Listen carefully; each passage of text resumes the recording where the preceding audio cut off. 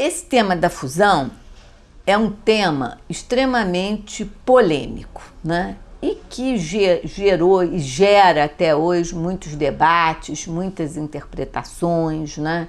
Especialmente setores das elites políticas cariocas, do MDB e da esquerda, sempre mencionam que a fusão foi feita pelo Geisel no intuito de sufocar o MDB carioca. E aí os políticos fluminenses eram políticos mais atrasados, mais dóceis e, consequentemente, a fusão eliminaria possíveis focos de oposição ao governo e ao regime militar, né? Primeiramente, não havia necessidade de sufocar o MDB carioca, porque o MDB carioca tinha como sua liderança principal e seu governador Chagas Freitas. Chagas Freitas era um político extremamente dócil ao regime militar.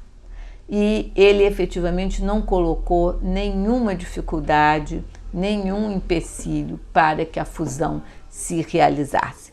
Por incrível que pareça, era o governador do estado do Rio, aliás, que era da Arena e, consequentemente, um aliado do governo, o Raimundo Padilha, que coloca mais dificuldades para a fusão. Em 1960 e nos anos anteriores, já tinha havido uma grande discussão de qual seria o destino da cidade do Rio de Janeiro.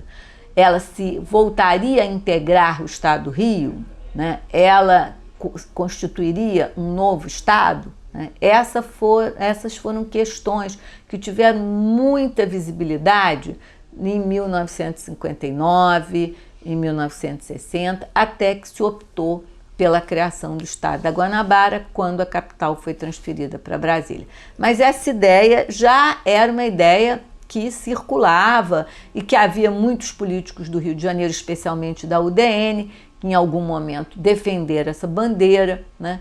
E quando os militares assumem o poder em 64, né, já antes do Geisel também, em vários momentos, essa questão da fusão volta, até que em 74, no governo Geisel, isso se efetiva. Havia uma preocupação muito grande de que São Paulo tinha um peso excessivo na federação e que era importante criar, do ponto de vista geoeconômico, geopolítico, um outro polo relevante que pudesse dar um maior equilíbrio para a federação brasileira.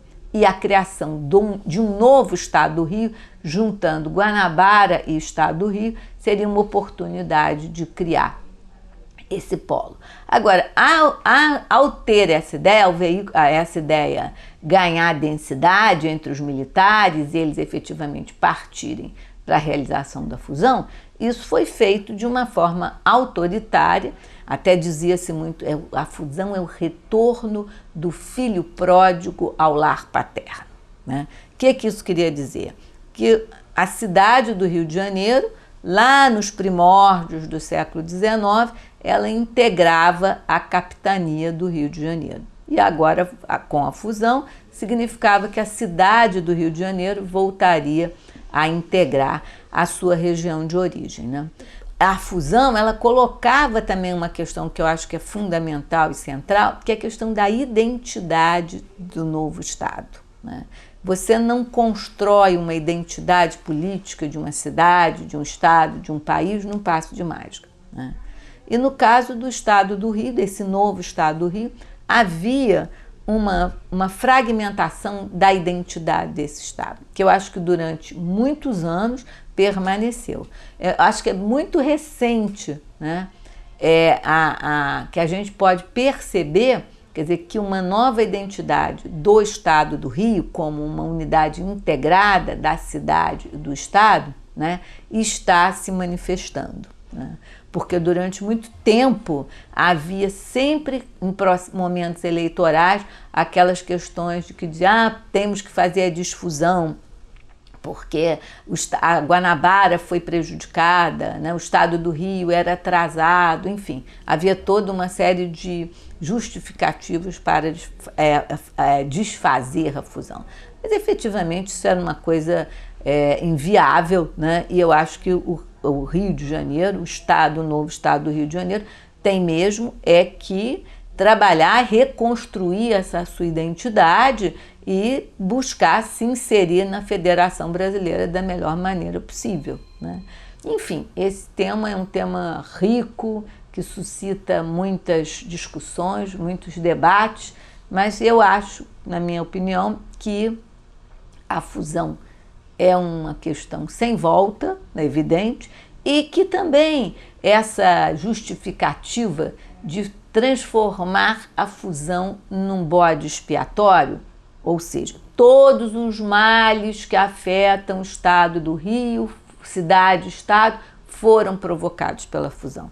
Eu acho que isso não tem consistência, né? Na verdade, a fusão poderia ter sido melhor conduzida, poderia ter sido equacionado melhor os problemas e desafios do Estado do Rio, mas não foi assim.